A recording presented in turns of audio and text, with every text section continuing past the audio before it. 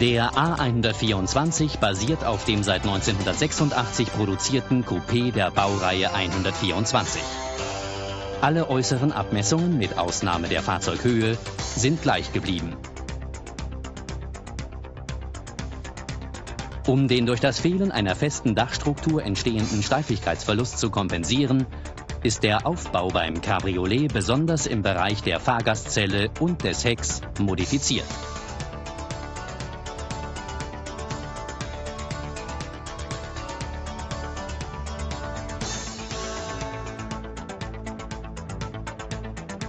Die Änderungen gegenüber dem Coupé können besonders deutlich an der Rohkarosserie gezeigt werden.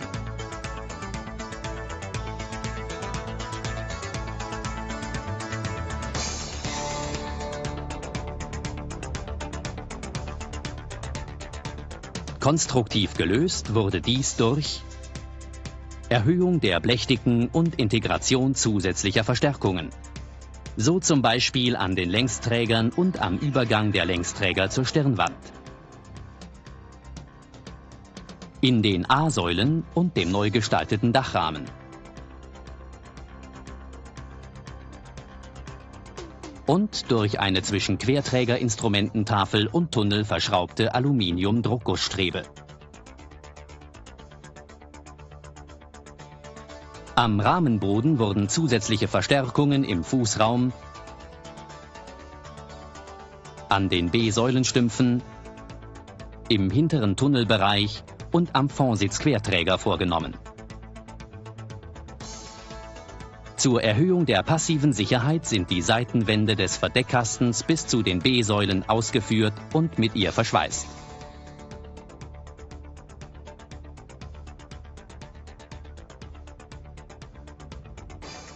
Der Verdeckkasten mit seinen seitlich mittragenden Wänden wirkt als zusätzliches querversteifendes Element. Um die Torsionssteifigkeit der Karosserie noch weiter zu erhöhen, wurden Diagonalstreben an der Rahmenbodenanlage vorn und hinten wie beim Typ 129 eingesetzt. Bedingt durch den Verdeckkasten war ein Längenbeschnitt am Heckdeckel erforderlich. Er ist in seinem vorderen Bereich kürzer als beim Coupé. In diesem Zusammenhang musste auch das Warndreieck modifiziert werden.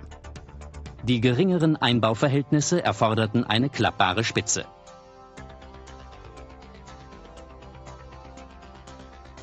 Um eine Kollision zwischen Verdeckkasten und Heckdeckel auszuschließen, werden Mehrgelenkscharniere wie beim R129 verwendet. Beide Deckel werden durch Gasdruckfedern gehalten.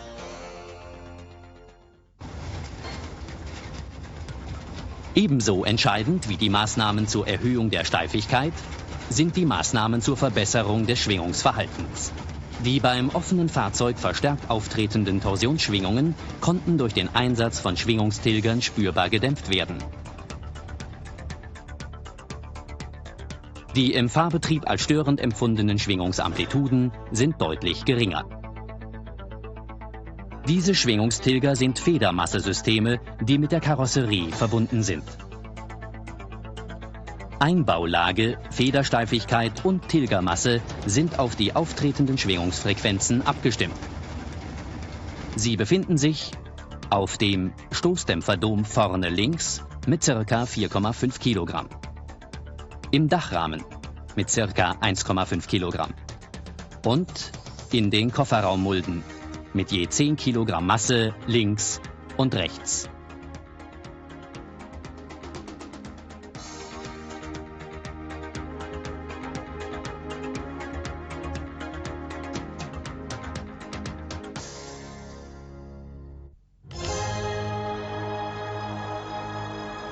Das neue Cabriolet besitzt, ähnlich wie der Typ 129, als Sicherheitselement einen Überrollbügel. Ausgefahren sind, anders als beim R129, nur die integrierten Kopfstützen sichtbar.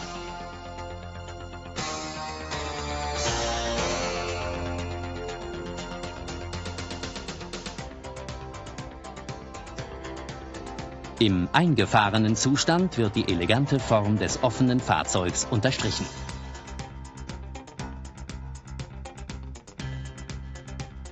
Ein Blick hinter die Fondsitze zeigt die exzellente Technik. Der Überrollbügel bewegt sich auf einer leicht gekrümmten Bahn in vertikaler Richtung. Er wird hydraulisch aus- und eingefahren.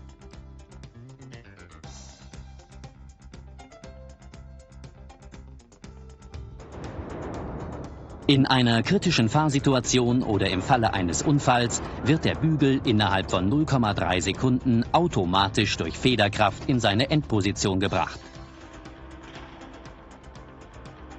Sperrklinken verhindern ein Zurückschieben des Bügels. Er kann erst dann wieder eingefahren werden, wenn der Betätigungsschalter so lange in Ausfahrrichtung gedrückt wird, bis das Hydraulikelement im Bügelschloss hörbar einrastet.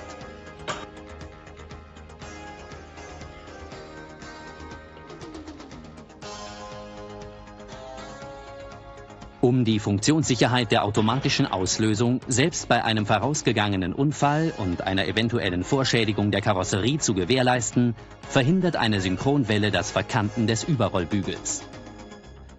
Zwei mit der Synchronwelle verbundene Ritzel greifen an beiden Enden des Bügelrohres in Zahnstangen ein. Das Bügelrohr selbst ist über Rollen im Bügelrahmen geführt.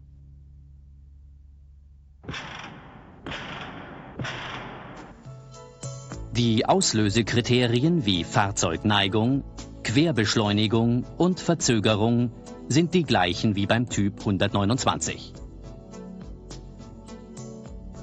Die Systembereitschaft wird über eine Kontrolllampe angezeigt.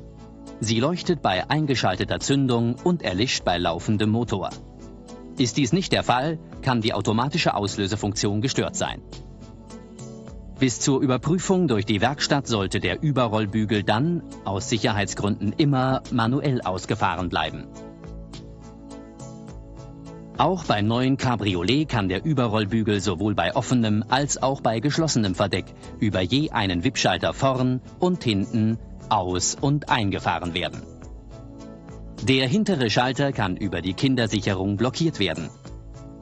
Sind die Fondsitze besetzt, sollten die Kopfstützen aus Sicherheitsgründen immer vollständig ausgefahren sein. Bei nicht vollständig ein- oder ausgefahrenem Überrollbügel blinken Kontrolllampen in den Schaltern.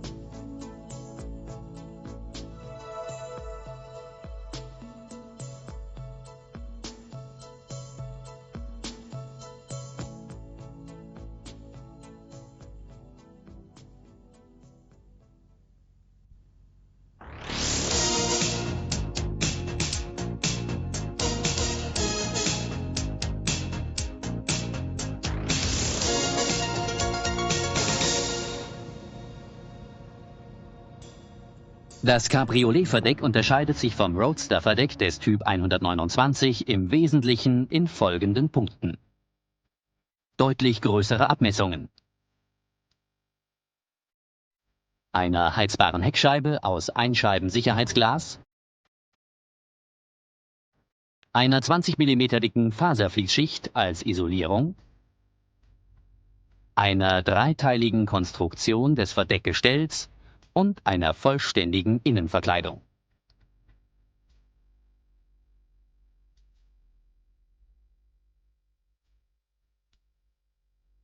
Ein System von Gurten verbindet die Spriegel und fixiert die Lage der Heckscheibe.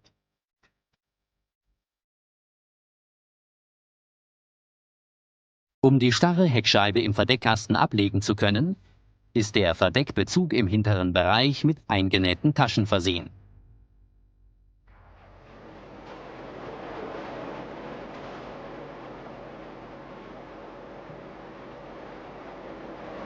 Bei der Abdichtung des Verdecks wurden neue Wege beschritten.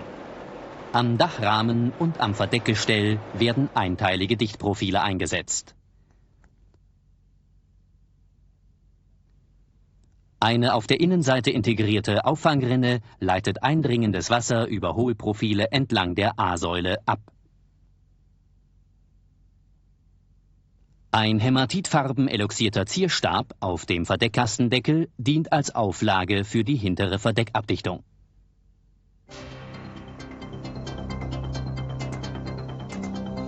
Serienmäßig ist das neue Cabriolet mit einem mechanischen Verdeck ausgestattet. Auch hier werden bestimmte Funktionsabläufe über ein Verdecksteuergerät automatisch gesteuert. Mikroschalter in den vorderen Verschlüssen geben das Startsignal zum Absenken der Seitenscheiben und des Überrollbügels, zum Entriegeln des Stoffhaltebügels und des Verdeckkastendeckels. Gegen unbeabsichtigtes Öffnen wird diese Funktion ca. 4 Sekunden verzögert.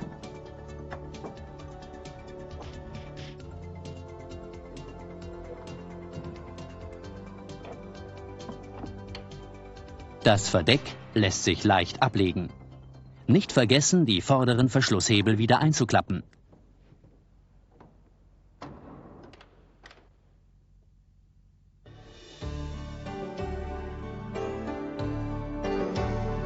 Als Sonderausstattung ist auch ein hydraulisches Verdeck lieferbar.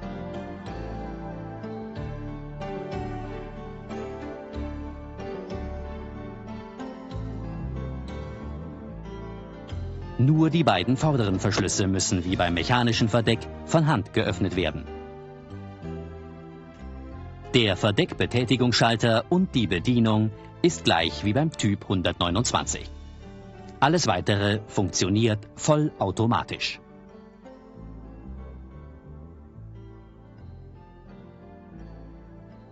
Die hydraulische Anlage wurde wesentlich vereinfacht, im Prinzip aber aus dem R 129 übernommen.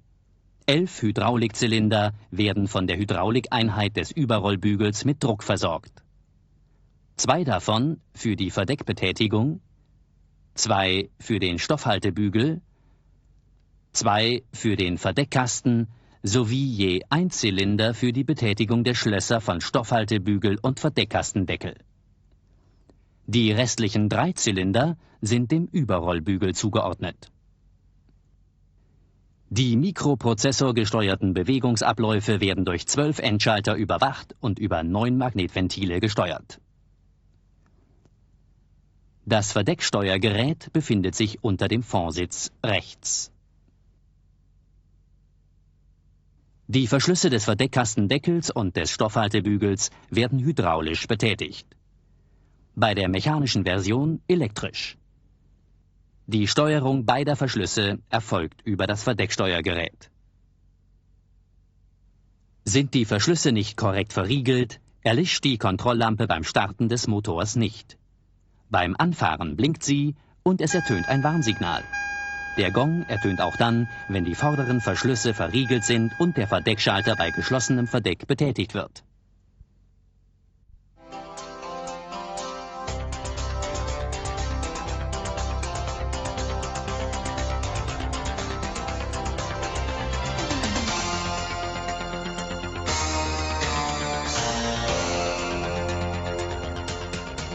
Der überwiegende Teil der Fahrwerkkomponenten des Cabriolet ist baugleich zum Coupé.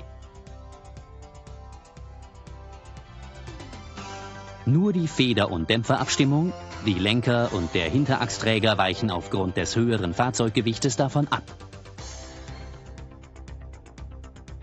Die hinteren Radführungselemente wurden vom Typ 129 übernommen.